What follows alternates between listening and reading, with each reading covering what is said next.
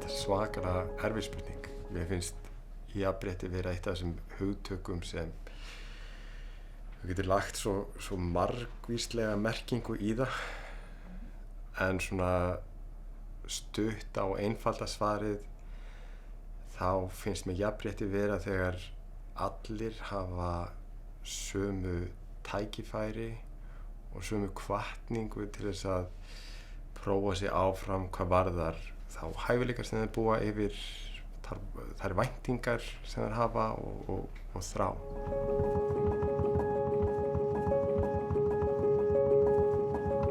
Svona það fyrsta sem mér dettur í hug þegar þú segir þetta, þá var það þegar ég var í háskólanámi og ég heyrði fyrst hugtakið ómeðvituð slagsíða, unconscious bias, að þessi svona ómeðvitaði fordómar sem hafa áhrif á hvernig við hugsum fólk, hvernig við bregðumst við fólki og svo framvegis, og jafnvel þótt að maður sé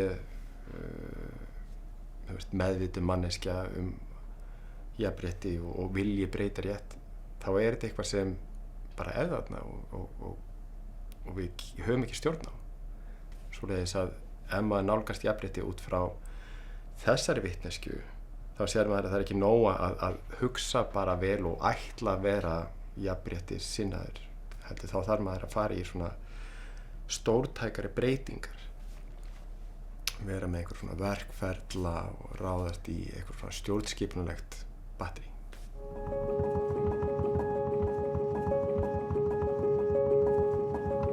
Það er alveg svakalega margt og mikið.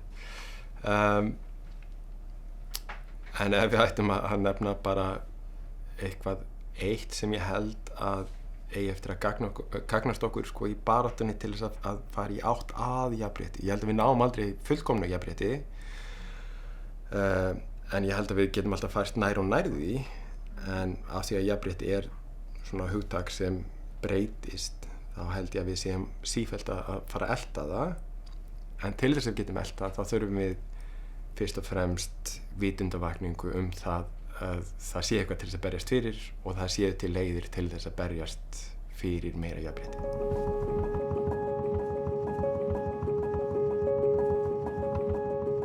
Fræðsla og meiri fræðsla, það er bara eina leiðin, og fræðsla á öllum skólastigum, það er svarið.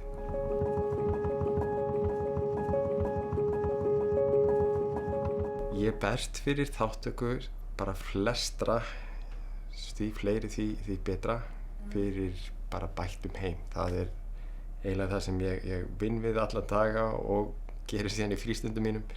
Það er að reyna að fá fólk til þess að átta sig á því hvað er að og hvað sé hægt að gera til þess að bæta.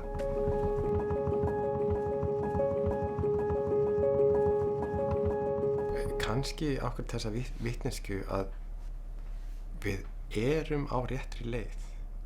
Við þurfum ekki að líta langt aftur til þess að sjá að við höfum náð að breyta alveg ótrúlega miklu. Og við þurfum bara að halda áfram í átt að meira jafnrétti. Og jafnvel þótt að þetta virðist oft vera á hraða snigilsins og jafnvel þótt að það komi bakslög, þá erum við heilt yfir að mjakast í rétt átt. Síðan held ég að það sé alltaf bráðnauðsynlegt að unga kynslóðin sé óþolinmóð. Svoleiðis að ekki hlusta á það þótt ég segi við sem að mjakast í rétt átt og þetta komi allt, heldur okkur að halda áfram að berjast fyrir því að þetta gerist helst í gær.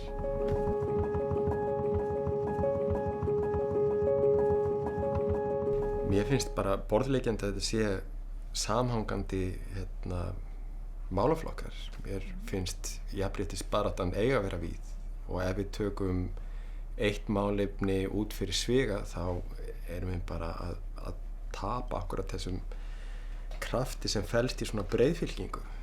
Svoleiðis að í mínum huga þá er ekki hægt að aðskilja þessa hluti, ekki ef þú ætlar að ná raunverulegum árangri.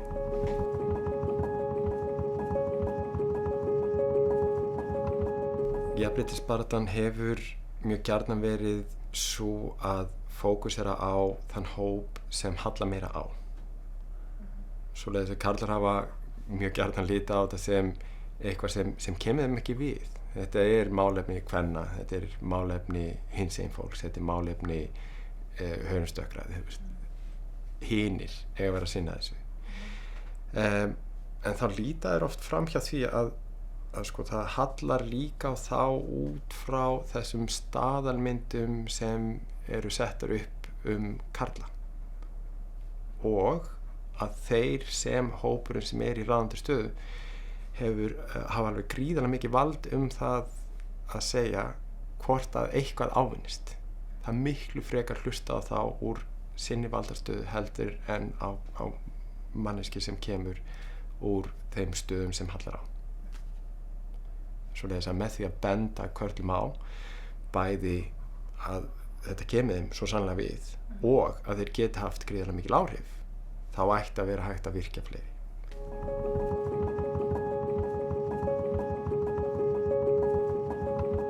Í hávara meðvitakalla. Það er ekki nóg bara að vera hávær. En þú veist, það akkurat þetta að þeir sem meðvitaður eigin forréttindi, meðvitaður eigin stöðu sem karlar, svona áður en þeir fara að gera sér mjög breiða í jafnréttisbaráttunni.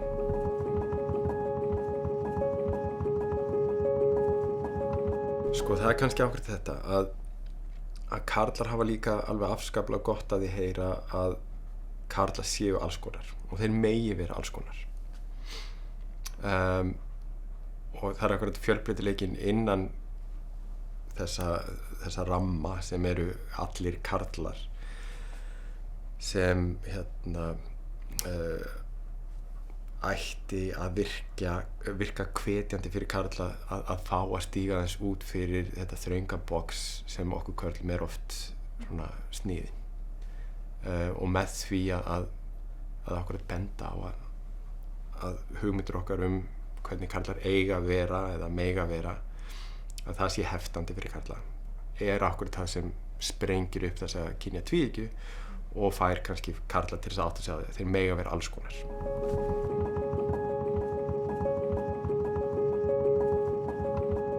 Nemendur bara rétt eins og karlar eru alls konar, með mjög ólíkar hugmyndir, en að sama skapi þá er ég búinn að vera að kenna kynjafræði í framhaldsskóla núna í meira en áratug, og það hefur bara, það er ekki hægt að líka því tvennu saman, hvernig flestir hugsuðu fyrir 10 árum og hvernig þeir hugsa í dag.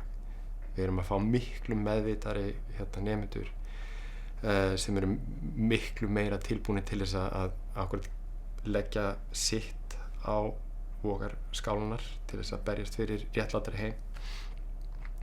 Svoleiðis að ég er mjög bjartsýnn fyrir framtíðina hvað varðar meira jafnrétti.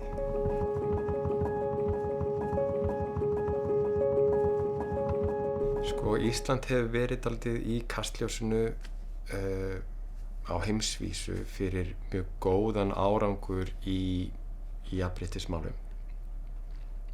Við hefum komið mjög hátt út á alls konar svona listum hvað varðar jafnrétti á heimsvísu, en í þessu málaflokk þá erum við bara ekki að standa okkur. Svoleiðis að mér finnst mjög hollt og gott að við notum þá athygli sem við höfum fengið, þá jákvæða athygli sem við höfum fengið í jafnréttismálum, til þess að vekja athygli akkúrat á þessum málaflokk, og kannski náum við að girða í brók til þess að við gerum okkur bara ekki að atlægi svona á heimsvísu. Það er von mín allavega.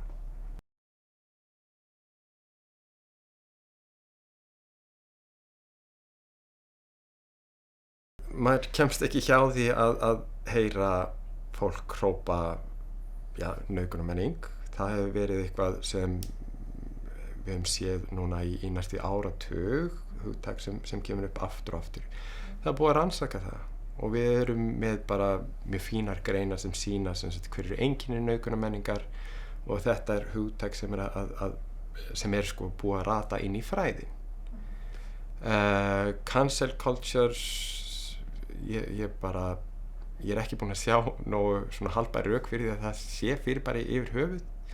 fólk virðist ekki alveg vera saman það hvað það þýðir, hvað felst í því. Svona svo ég bara bíðum að sjá hvort að það verði að einhverju. Ég allavega ekki sannfærður hingað til. Dómsal götunnar, það nú alveg bara klassískt mjög gott og gamalt gamalt orð.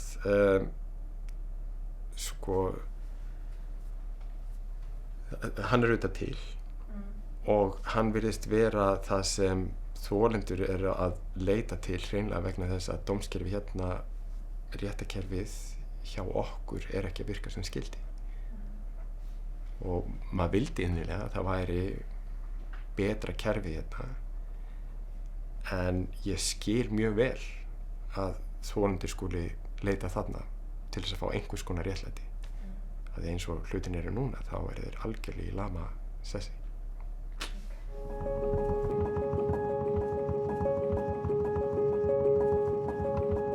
Þetta stór og erfið spurning.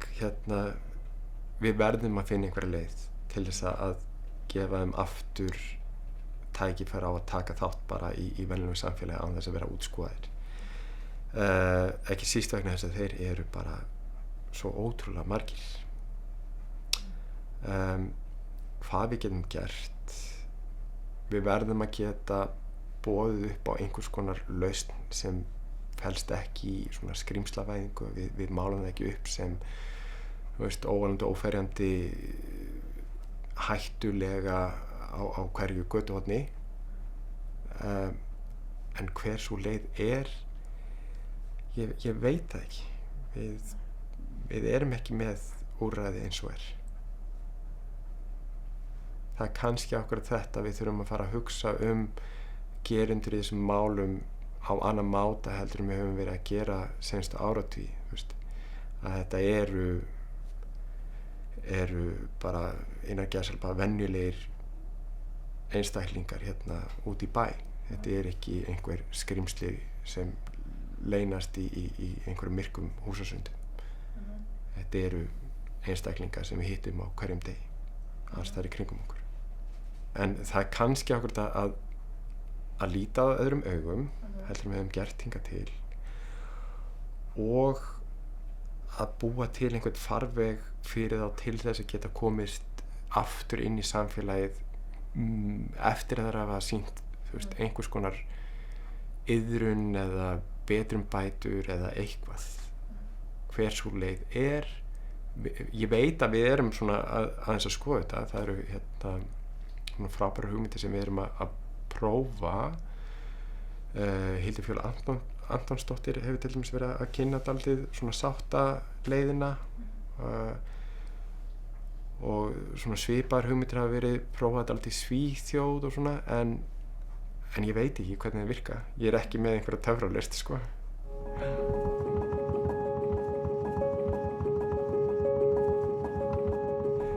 Ég held að ég geti bara blátt áfram sagt já og það ekkert mér finnst heldur bara það nóg að fylgjast með umræðinni, fylgjast með umfjöllun bara fjölmiðla seinustu áratuga til þess að sjá að já við eigum við dálitla gerenda meðvirkni að stríða sem samfélag. Við erum alltaf tilbúin til þess að trúa þeim sem eru ásakaðir einhver ofbeldisverk. Við bendum á að þetta hljóti nú bara að vera einhver misskilningur. Við erum alltaf tilbúin til þess að segja að þolandinn í þessum málum hann hljóti eitthvað að hafa misskilið aðstæður eða boðið upp á þetta með einhverju hegðun eða klæðnaði eða hvað nú bara hreinlega með því að vera til og til staðar. Og við sjáum þetta koma aftur upp, aftur og aftur. Við höfum þó nokkur dæmi minni bæjarfélög út á landi þar sem stór hluti bæjarfélagsins tekur yfirlýsta afstöðu með gerendum í svona málum. Jafnvel dæmdum gerendum. Og síðan sjáum við í fjölmiðlaumfjöllun og síðan svona virkum í athugasemdum hvernig við erum tilbúin til að taka upp hanskann fyrir gerendur og finna einhverja ástæði hjá þolendum. Það hljóta að vera eitthvað sem þolendurinn gerðu til þess að eiga þetta skilið, sem mjög brenglaður hugsunarháttur, finnst mér.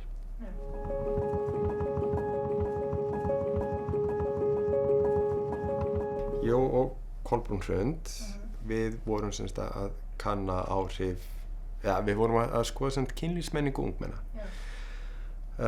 Og sem tókum viðtöl við bæði ungar konur og ungar karla og við höfum sem þessi tölfræðilegu gögn, þessar stóru samnorrænu könnun sem hefur komið út nokkru sinnum þar sem klámneysla, sem klámáhorf íslenskra ungmenna alltaf miklu hærra heldur en í samanburðarlöndunum meðal drengja. Stelpunar okkar að horfa á pari við sem sagt norrænu stelpunar hinnar, en strákanir að horfa miklu meira á klám heldur en jafnaldra þeirra á Norðurlöndunum. Og við vorum sem sagt að skoða hvort þetta hefði einhver áhrif og vorum að ræða við þessi ungmenni og þetta ekki neitt svaklega margar raddir, en við fengum allan að þeirra upplifun af því hvernig þeirra svona jafnaldrar væru í rauninni að nota klám og hvernig það smitast inn í samskipti þeirra þegar kemur að kynlífi, og frá þeirra orðum þá var það mjög greinlegt að það hafði tölverð mikil áhrif. Bæði þau að nota klám til þess að læra á kynlíf, bara sem kynfræðslu, og ég held að við getum öll verið sammála það að klám sé alveg ömurleg kynfræðsla, en síðan voru þau líka sem sagt að nota klám sem uppsprettu hugmynda til þess að prófa með bólfélögum. Og þú veist, í klámi þá allir til í allt með hverjum sem allir alltaf graðir, sem ekki neitt reyndin í raun og veru. Svoleiðis að þau voru oft, þessi ungmenni sem við vorum að tala við, voru oft að fara yfir mörk bólfélaga, voru að fara jafnvel yfir eigin mörk, en hugsuðu eftir að hafa verið að horfa á klám að svona kynlíf. Og jafnvel þótt að þau hafi öll haft þessa vitneskju að klám sé ekki það sama á kynlíf, voru alveg mjög meðvituð það, en engu að síður gerðu þau sér líka mjög vel grein fyrir því að klámneyslan hjá þeim, það sem voru að horfa á, hafði bein áhrif á hvernig þau hugsa um kynlíf og hvað þau prófuðu í kynlífi og hvað þau fannst vera innan gæsalöpa eðlilegt kynlíf. Og við sjáum alveg, hjá neyðarmóttöku nauðgana og hjá stígamótum svo framvegis, að þolendur þarna að lýsa hvernig verið að brjóta á þeim, og það bara senur úr klámi, algjörlega. Það aldrei verið eitthvað að staldra við og hugsa um samþykki í klámi.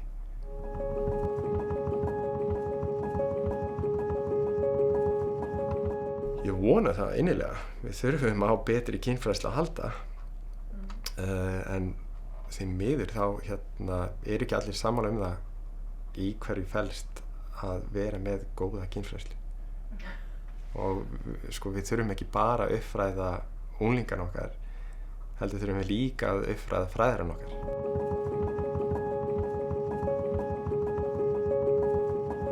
Í öllum samfélögum sem við vitum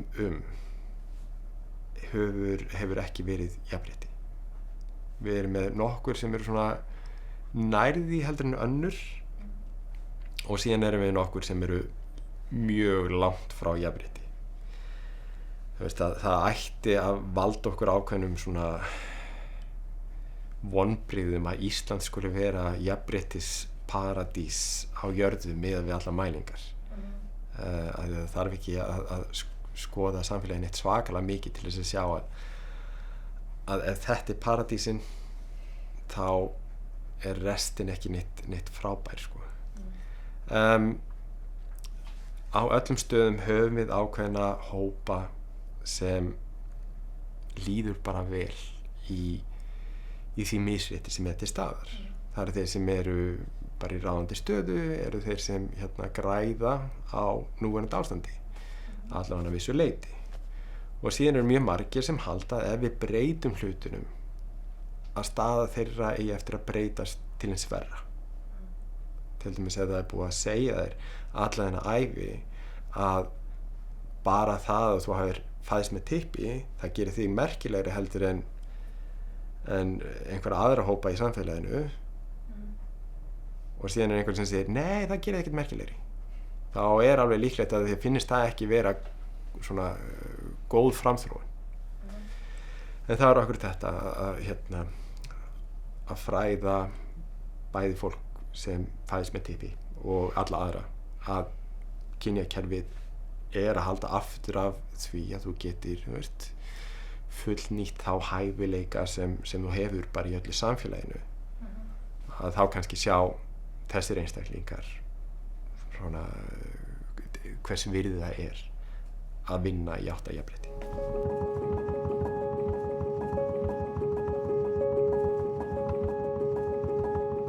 Fyrir það fyrsta að átt að sjá því að jafnvel þótt að maður farið þarna í eitt fátækasta ríki heims og að mann finnist einhvern veginn bara aðstæður til dæmis kennarana sem voru þarna, sem búa í pínlitlum kofum þar sem það þarf að labba nokkra kílómetra á hverjum degi til þess að ná í hreint vatn úr einhverjum brunni. Það er ekkert rafmagn, en þeir eru samt að díla við nákvæmlega sömu vandamál og maður sjálfur í einhverju kennslustofu í forréttindalandinu Íslandi.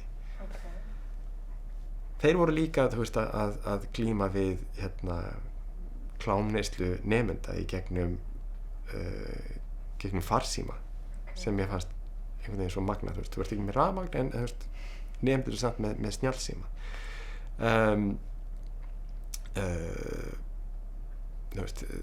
Kynbundið ofbeldi, hugmyndir um hvað karlar séu miklu betri stjórnendur heldur en konur.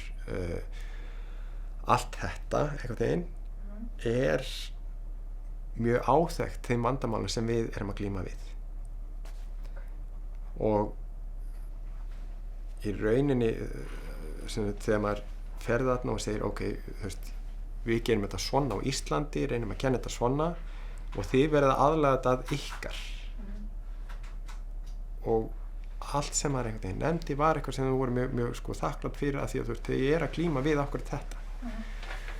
Þótt að það sé kannski svona smá blæbrigðamunur, þá eru vandamálin þau sömu og svo sannlega stundum miklu stærri heldur en hér. Og annað sem svona kom mér skemmtilega óvart var að rétt eins og hér, það þarf ekki nema eina manneskju til þess að byrja og vera dálítill eldhugi til þess að koma svona í gang einhvers konar jafnréttis bara bylgju. Við erum búin að vera í sambandi við nokkra kennara sem sátt þetta námskeið núna fyrir 2 árum síðan, og þeir hafa fengið allt skólasamfélagið með sér og jafnvel þorpin í kring, sem er alveg magnað að sjá.